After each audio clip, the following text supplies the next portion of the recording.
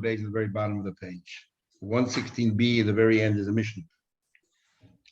Beis Shammai says, we believe her that her husband died, and as a result of that, not only did she not say that she cannot marry someone else, because she knows the consequences if it doesn't turn out to be that way, but also v'situl ksuvasa, she's entitled to get also her payment, her alimony. She's entitled to get that. We believe her all the way through. However, Beis Hillel say we trust her when it comes to marriage, but like titul ksuvasa, but not a ksuva. In other words, Beis Hillel says we're relaxing the rules because of the concept of iguna. When it comes to a woman, we don't want her to be tied or chained, so therefore we relax the rules. But as far as the ksuva is concerned, that's a monetary payment. It goes back to the ordinary rules where you need witnesses and so on. You don't have any. Somebody can please mute themselves. Amru lahem Beis Shammai. Beis Shammai then turn around to his hill. Mute themselves.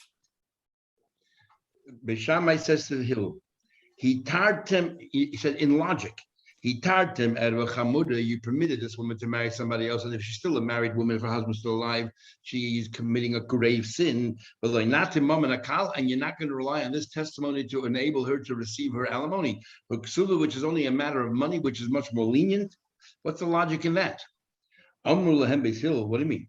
But sinu, we find that we find that if she comes along and says that her husband died, it doesn't automatically give license to the husband's brothers to collect the Yerusha, because just because we believe her regarding her personal life doesn't mean we believe her regarding all the brother siblings that they could go ahead and receive the Yerusha. That proves there's a distinction between the two. Amru lahem Beis Shammai, so I'll give you another reason. Look at the text of the ksuva itself. It's written there. If you end up marrying somebody else, you're entitled to take whatever's written in the ksuva. So clearly, he said to her, once I give you permission to get married, you can also claim your ksuva. So Beis Hillel changes his mind. He agreed to Shammai that she can collect her ksuva. Big argument in the Rishonim. Did he agree because of the second reason, because of the text of the ksuva? So if it wasn't written in the ksuva, he wouldn't agree, or does he agree because of the kalochem, the logic that he asked in the first place? Anyway, says the Gemara. Says Nisyavma. What happens that if she, let's say, goes ahead and marries a brother-in-law? Yevamos nichnas nachla pia. That the Yevama goes ahead and collects. The Yevama steps in, the brother-in-law steps in and takes over the Yerusha. In the Mishnah we said that the brothers have no right to step in. Comes along and says, but the brother-in-law is different. If he marries her as a Yevama, he steps in and he inherits the original husband's property, assets. In the Mishnah, you see that they darshan the text of the Ksuva. Shouldn't we darshan the text of the Torah? It's written in the Torah, that the brother steps in and takes over the place of the brother. But he come, and the fact is he stood in and he took over. So therefore, he's entitled to take over all the assets. This particular brother. Nachman said, we came before the Bezin, she said, she came before the Bezin. She said, she said, my husband died. And we learned before that we trust her. Where are we holding? We're on Kuf Yud Zayin number Aleph, about 8 lines in the top in the Gemara. If she comes to Bezin and says, she fronts with the Bezin, my husband died, please release me so that I can get married, be married. No question. We allow her to get married, and we give her a ksuva because the ruling is like Shammai, even like Beis Shammai, even Beis Hillel can see that. What happens? She says the following words: Tnu li ksuvasi, afli nase. Give me my ksuva and permit me to get married. So now suddenly there's a focus on the ksuva as well. But remember that because she came forward and she spoke about the ksuva first, not only won't she get the ksuva, we won't even permit her to get remarried. Why not? My time, it's clear that her main intention was to take money. And for money, you need 2 witnesses. So since we don't believe her for her primary purpose for coming here, therefore we don't even believe her regarding marriage as well. Because we see from here that she's only interested in the money.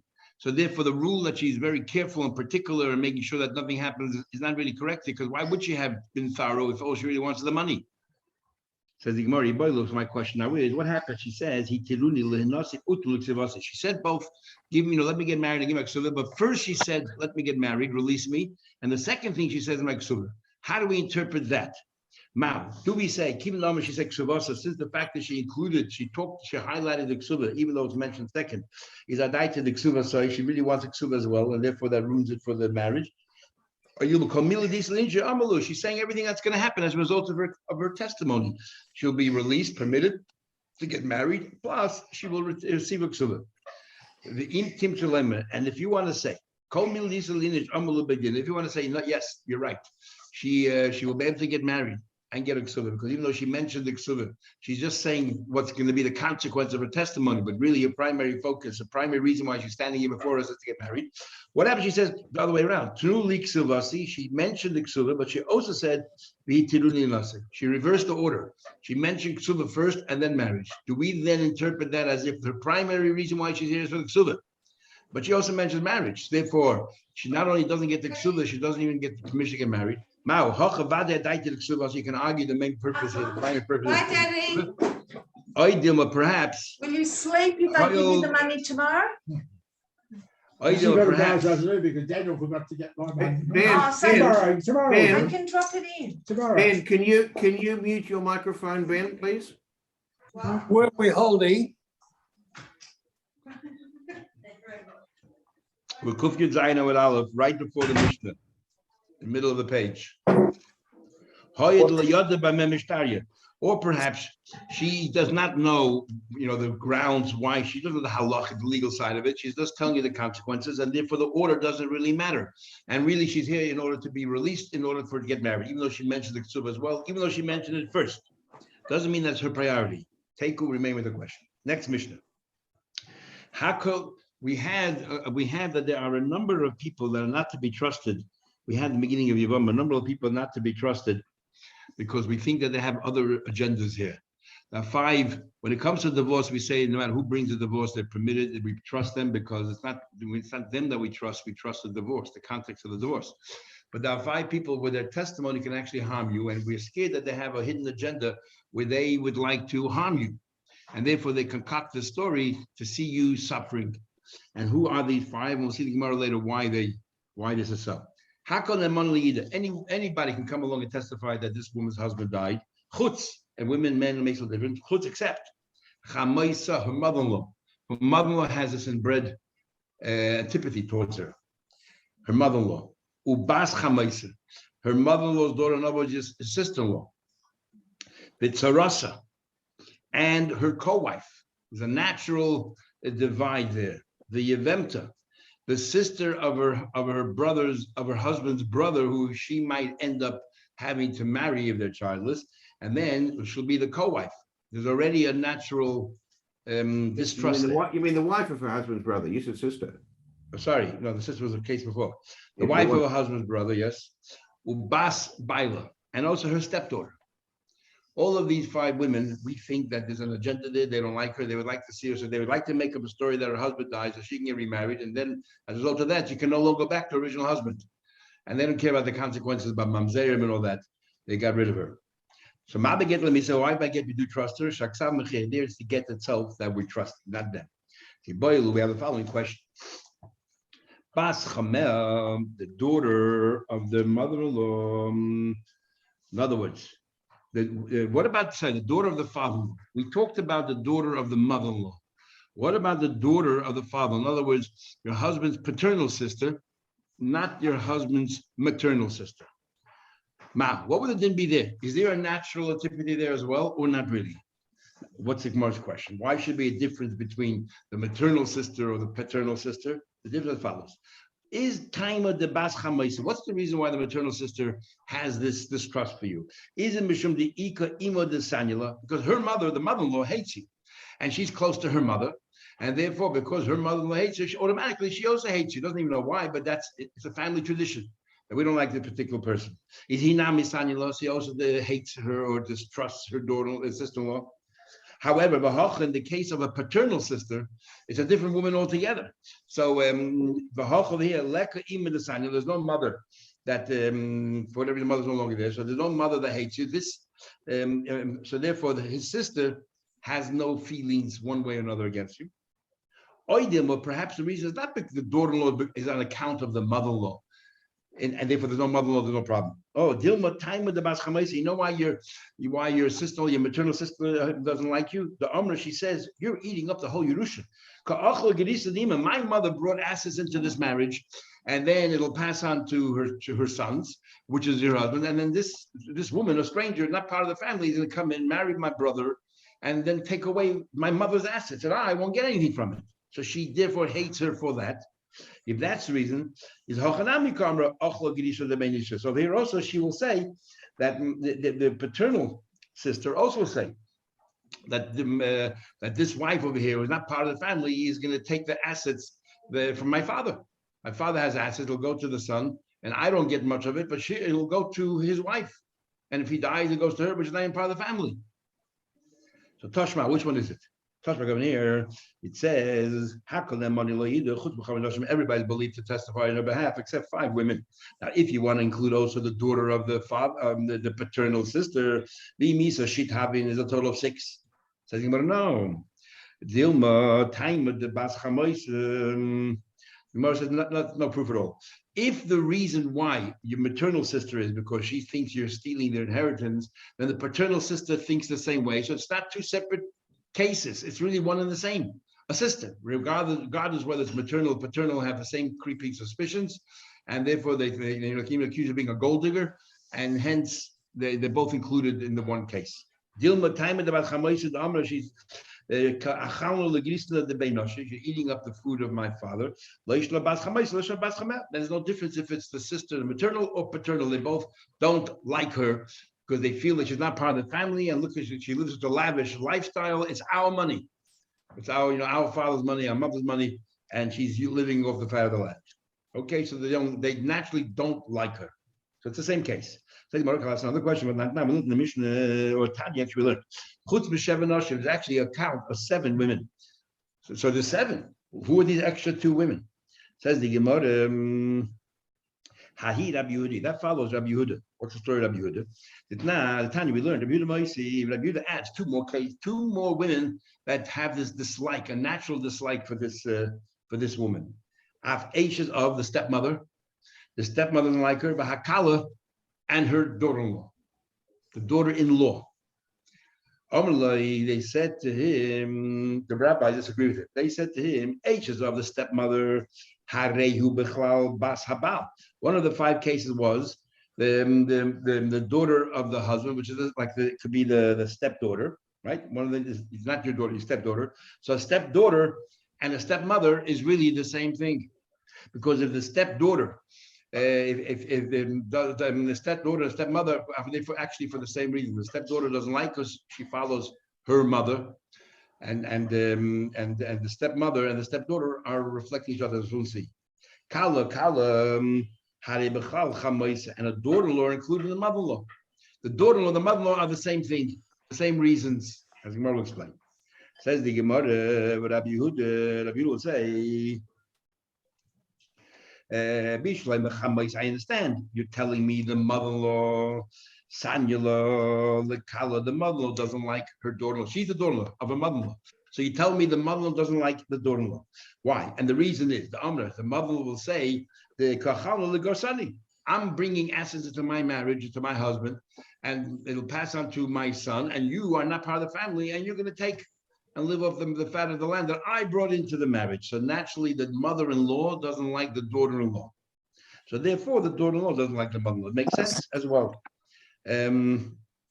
Ella Kala, my time, but the daughter-in-law. So you can tell me that the daughter-in-law is included in the mother. Fine. Ella Kala, my time, Sanya Chamais. But why would I understand why the mother-in-law doesn't like the daughter-in-law? I understand, because the mother-in-law accuses her of living off the fat of the land. But why wouldn't the daughter-in-law like the mother-in-law? Why wouldn't the daughter-in-law like the mother-in-law? So therefore, if the daughter-in-law doesn't like the mother-in-law, the daughter-in-law is the one who's eating the fat of the land. So why does she have a dislike to the mother-in-law? What happened over there? Says the Gemara, I'll tell you why.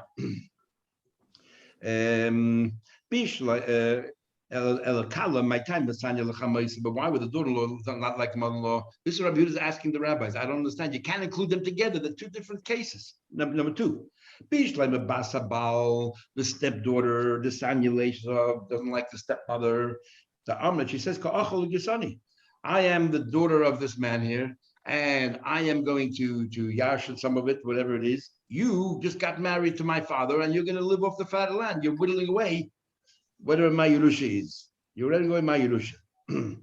Of the LH is of my time, the son of Basabal, but the stepmother, the one that came to marriage later. Why in the world doesn't she like the stepdaughter? What is she worried about? Elamai Moisi Tarti. So what do? We added two cases. So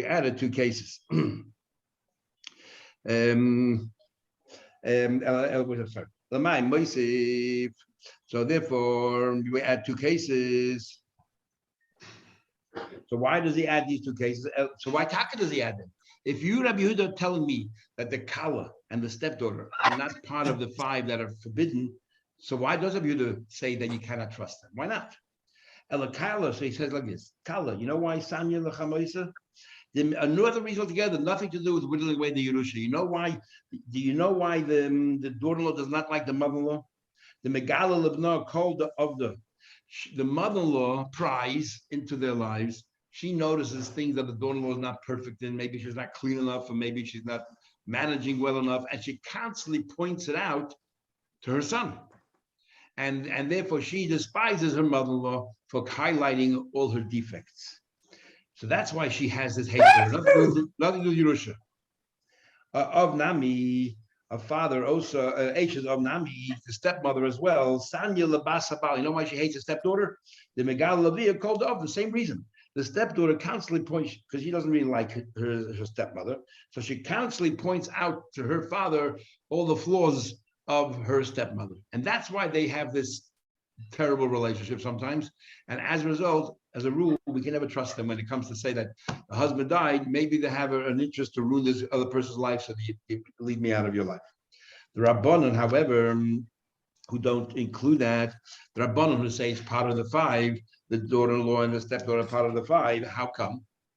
Kamayim haponim leponim kein leva adam le'adam. Just like water reflects the image, whatever image you have when you're facing the water, that's what the water reflects back. So the same thing over here. If somebody is nice to you, you'll be nice to them. If somebody's mean to you, you'll be mean to them. And because the mother-in-law does not like the daughter-in-law because of on account of the whittling down of the Yerusha, the daughter-in-law does not like the mother-in-law. Naturally, she behaves to her mother-in-law the same way mother behaves to her. Same thing with the stepdaughter and stepmother. Since the stepdaughter doesn't like the stepmother because she's taking away from the assets, so the stepmother naturally does not like the stepdaughter, and therefore it's not included. It's not counted as separate part of the five, because it's a consequence of that. Rabbi Yehuda, who says no, I have to count them separately, and he gave a whole different reason, because they're going to sort of inform on each other and highlight constantly the other person's weaknesses. What about the pasuk? That pasuk, kamayim aponim, amayim leponim. Kamayim aponim leponim. Kain leva adam. Lord was talking about Torah. That if somebody really struggles and learns Torah and works hard at it, especially a Gemara like Yevamos, eventually it'll filter through to your heart, like we learned in Megillah. Your guide to your matasa tamim. If you work hard diligently, you'll eventually understand. So kamayim aponim. If you work hard, ponim in your face and you're in understanding, then kain leva adam. Eventually it'll filter through to your heart. Rashi brings a second shot, that if the teacher is nice to the student and tolerates the student and smiles to the student, then the student will respond accordingly and will learn far better than if the teacher is mean and hostile, and so on. Says he went further. Rabbi said, boy, Rav had an interesting question in Israel, in the West. What about, okay, we said that there's a natural dislike between the daughter-in-law and the mother-in-law. What about a future mother-in-law? In other words, Reuven is married to this woman there, and Reuven's mother and Reuven's wife Leah don't have a very good relationship. Shimon, however, has a different mother, and if Reuven dies, she'll marry Shimon. What about Shimon's mother, which will become her mother-in-law? Is there already a natural hostility between the two, or not? It's possibly that one day she'll become the mother-in-law. Is already now, or is already the same thing, or not? In other words, that mother, Shimon's mother, comes along and says Reuben died. can we trust her because they don't have any relationship at all? Do we say already there's there's already a hostile relationship between the two? Says the Gemara, the mother-in-law that will come later on. Let's say the Yevamos mother of a different mother than your own husband's mother. Me maska daita demis baal another come. Yevamos should already anticipating that her husband might die and should one day become Shimon's mother's daughter-in-law. So already to have this hostile relationship. Bisaniel hates her. Or we don't go that far and say, listen, it's one thing to have a current mother-in-law. To talk about anticipated mother-in-law, that's too far. We don't go that far. So the Gemara, Toshma, come in here. We learn. Let's resolve this question. Toshma, we learn. Amra, she says, Mez Baili. He says in the Mishnah later on. She says, my husband died. The Achikach, and afterwards, Meis Chami. And after she says, my father-in-law died, right? So which means that she's permitting herself to get remarried. She's also permitting her mother to get remarried. Now, generally, we don't believe her regarding her mother-in-law because she might want to mess up the mother-in-law's life. So what happened? She says, Mez Baila Mez Chami, the law is, and the chiddush here is, the moment she says, my husband died, she's no longer the daughter-in-law of this woman. So maybe you would think now, even though there's a natural hostility, but now that she's no longer the daughter-in-law because her husband died, you could trust her when she says to her mother-in-law, you're a free woman now because your husband died. Nevertheless, to not say she can get married with titul ksuva and she get her whole ksuva. However, the chamoisa, her mother-in-law, asuda is forbidden. Her mother is forbidden. Why forbidden? Because we're saying that could very well be your husband is still alive, the mother-in-law's husband is still alive, your father-in-law is still alive, and you just want her to go get remarried, and you don't want her to be your mother-in-law anymore, and you want her to, to mess up. Now we said before the reason of the problem is by a mother-in-law, by a daughter-in-law who doesn't like her mother-in-law. What's the reason? We said because the mother-in-law constantly points out her faults, but her husband is not around. So really, there's nobody pointing out the faults. And nevertheless, it doesn't matter. There's a long history there. There's a lot of baggage, and therefore she wants to harm her mother-in-law today. My time, why is the mother-in-law forbidden? Love, isn't it? Say, really, nobody died. The whole story was concocted by her from beginning to end. That not only her father didn't die, her own husband didn't die. Nobody died. So why in the world did she make up the story that her own husband died and her father? She does, you know what? She says, I want to ruin my mother-in-law's life. Sabra, she thinks, so she thinks that that when I know my husband's still alive, so I'm not going to get remarried. I'm going to hang around a little bit, so it won't be a problem. But at least during this time, she won't bother me anymore. And what do you call it? But she will get remarried, so she doesn't know. She thinks I'm telling the truth. She'll get remarried. When her husband comes back, she'll have to leave her husband, and she'll be embarrassed and humiliated. And even though it's still her son, my husband will come back eventually. I'll be able to come back to him if I did anything wrong. Will still be her son, but she will no longer be respected by the family. And then she can say from today to tomorrow, whatever she wants about me, nobody's going to listen to her. Maybe that's what's going through her mind, and that's why we don't trust her, even then. So we see, what do you call it? So we see from here that even though right now there's no trouble from her mother-in-law because her husband is not around, so her mother-in-law has nothing to say, and yet because there's a possibility one day her husband will come back and she'll continue bothering her, that's enough. So we see she even thinks about the future. Says, you know, that's very different. She already has so much baggage from the past. Therefore, even there's a possibility that she'll be around in the future is enough for her to go ahead and scheme and come up with all of these schemes. On the other hand, if she had no relationship with the woman at all, there's no baggage whatsoever. One day your husband might pass away, and therefore you might end up with this woman's son. That far we don't know. Next Mishnah. If what happens if you have the following three cases. First, you have one single witness who says, Mace, that Reuben passed away, Vinisas, and she got married. Comes along another witness, a single witness, but he said, Loimes, Reuben did not die. If we read the Mishnah literally as we read it now, she stays married. So one A came along and says married, the other came along and says that she got married based on that, the best of Paskin. And we learned before that when a single aid says a psak and we agree with it, then it becomes like two adim. And then if another aid comes along and contradicts it, we ignore the second adim. She doesn't go out of this marriage. That's number one. We'll see in the Gemara we change that around. Next case is 8 oimer mace. A single aid comes along and says Reuben died. The Shnayim oimer lemes. A 2 aid comes along and says, nope, Baba Mises. Reuben never died. Alpha Pishin is asked, even though she married based on the single aid, and then a year later, 2 aid come along, Tate says she has to leave that marriage. The Gemara is going to ask, isn't that obvious? It's 2 aid, always override 1 aid. Okay, case number 3. Shnayim oimer mace. 2 witnesses come along and say Reuben died. The 8 oimer lemes, and a single witness says Reuben did not die. Alpha Pishin even though she didn't get married yet, cannot say the heter they gave him, the license they gave her to get remarried, there's no problem, it's still there. This case also is quite obvious. 2 witnesses, and one comes and argues. What's the question? Of course, you follow the 2 witnesses. So the Gemara is going to explain each case.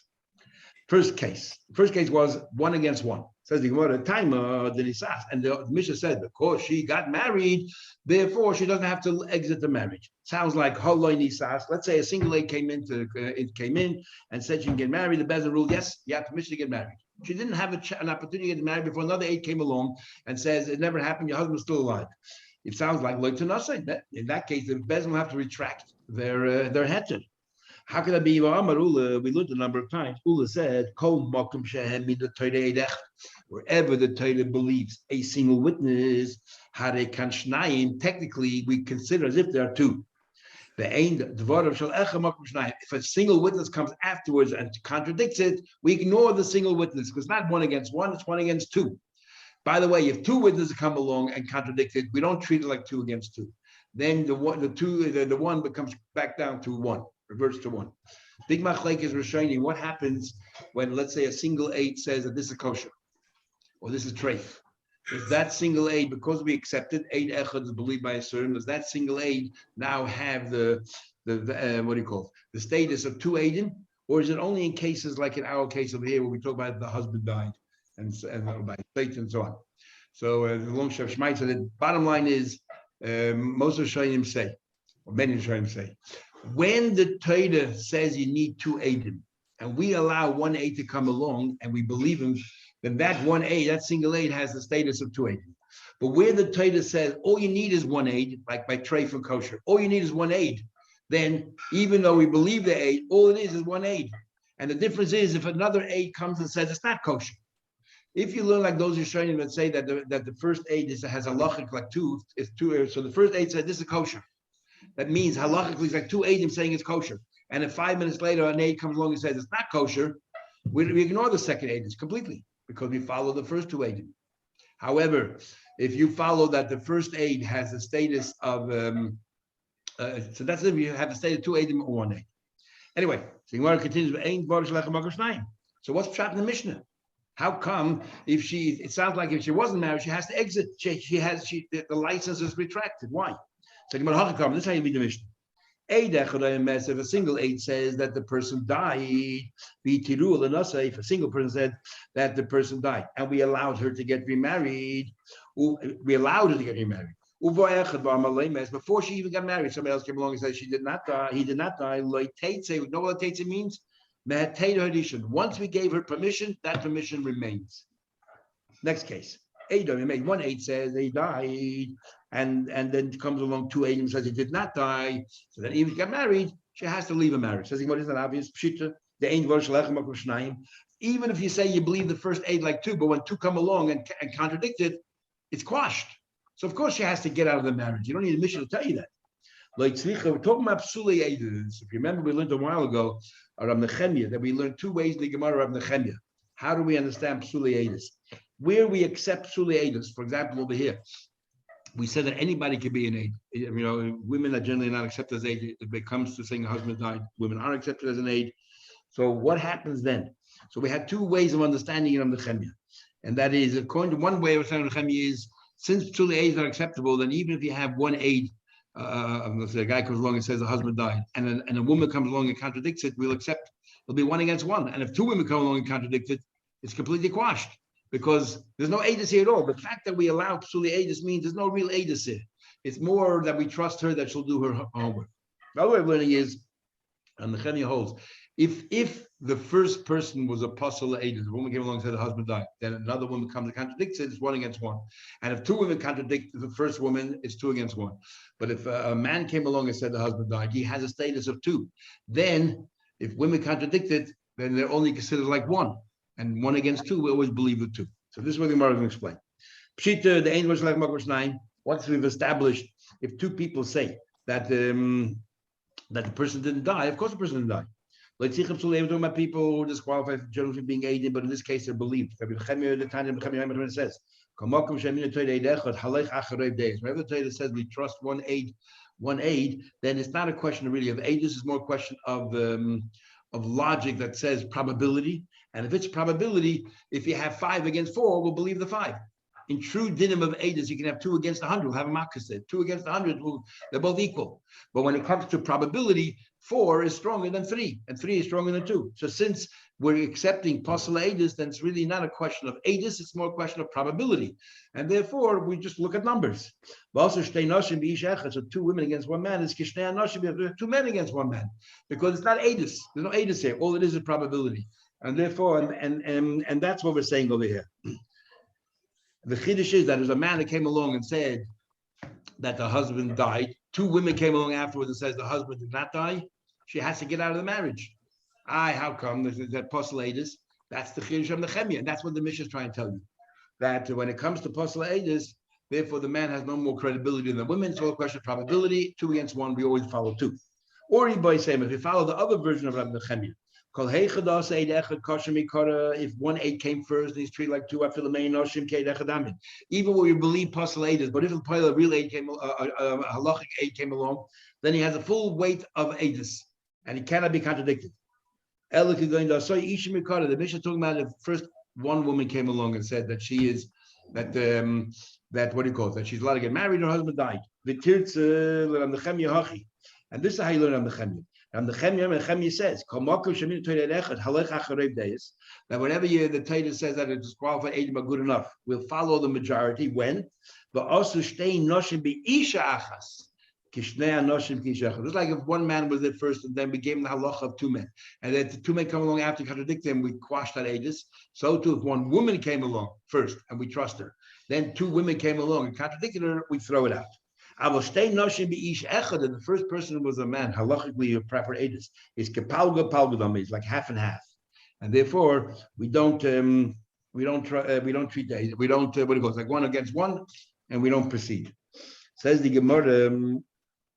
Like palga, since the first person was a man and he has a halachic status like 2 people, and now you have 1 aid against, even though it might be 10 women, they have a halachic, there's a halachic like 1 aid. 1 aid against 2 aidim, we listen to 2 aidim. So since the first person was a man, therefore whatever we bezin paskin initially, that remains.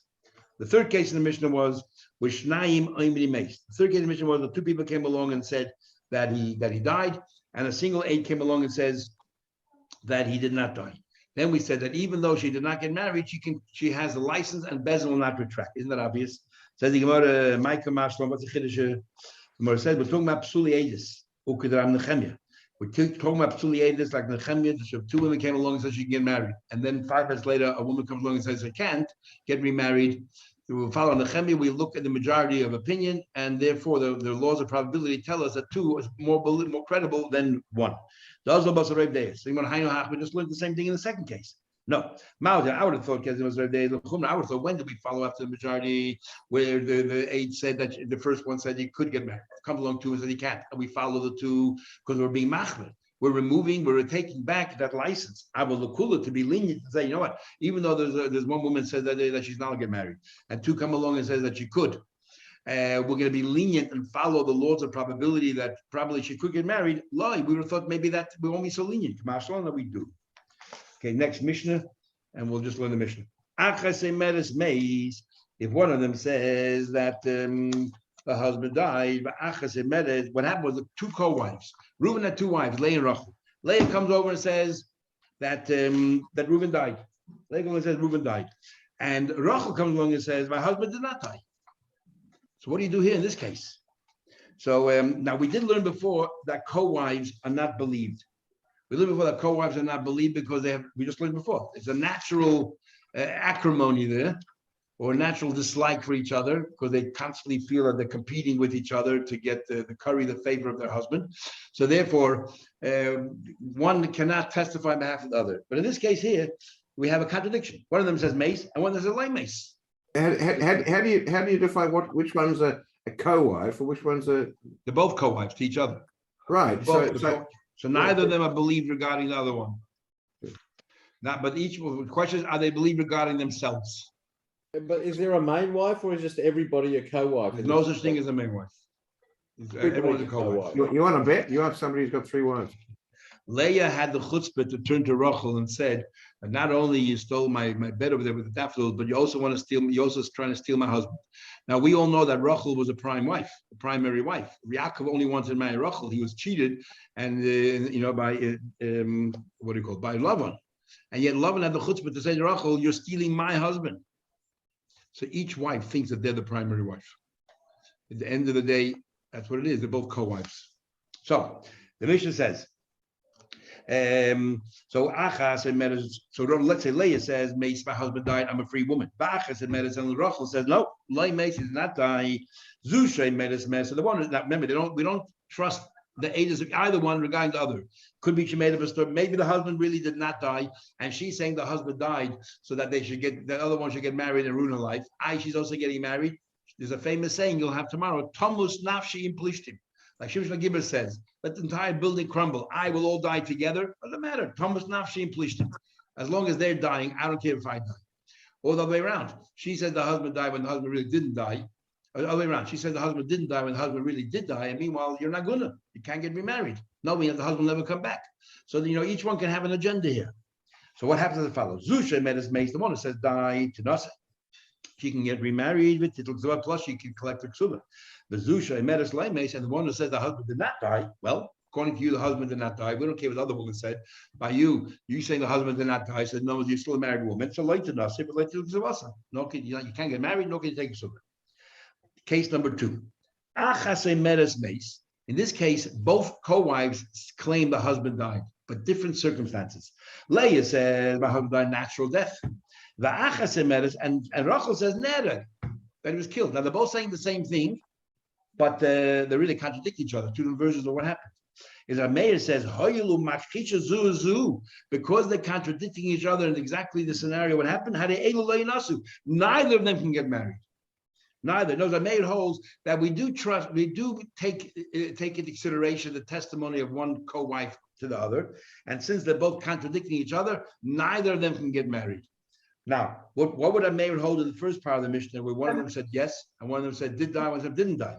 So according to one answer the Gemara, of course a maid argues there that since each one is testifying about the other person, therefore they neither get married. However, the Gemara's Harvey, can you please mute yourself? However,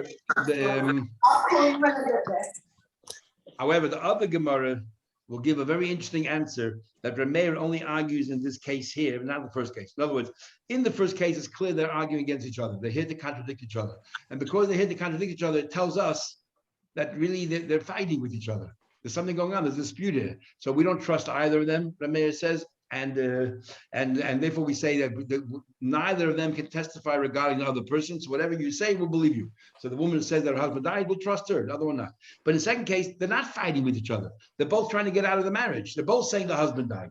But because they're contradicting each other, that tells us there's a problem here. There's no acrimony here whatsoever. There's a problem with the testimony. Maybe both of them imagined it, or both of them are assuming it, right? And didn't really happen. So I may hold it in this case, we neither get married. However, the Abiyudah B'Shimon says, Abiyudah says, no, neither of them can testify on behalf of the other person. We take each testimony separately. They're both saying the same thing, that the husband died, they can both get married. What happens? What happens if a witness comes along and says that the husband died, and the Bezdin did not have a chance yet to give her permission to get married? Comes along another aid and says, Leimes. Now, before we learned that Bezdin already said you can get married, then that aid has a status of 2 aided. But here, Bezdin did not say anything. One aid says mace, one aid says loy mace. What should the Bezdin do? Or Isha Aymenes mace, or one woman, which is good enough. A woman comes along and says the husband died, the man died. The Isha is loy mace. In this case, Bezin cannot give her a license because one against one, they cancel each other out. Since the second witness came along before the Bezin made a final ruling, you cannot get married. You cannot get married. And in this case, even if they're co-wives, they cannot get married. Why can't they get married to the co-wife? We said before that co-wives cannot testify on behalf of each other. This follows Rav Meir, who says that, which is according to the version of the Gemara that says, Rav Meir argues in the first case, that co-wives could testify about each other. And therefore, in this case here, they ruin each other, they cancel each other out, and neither of them get married. So that ends today's Gemara.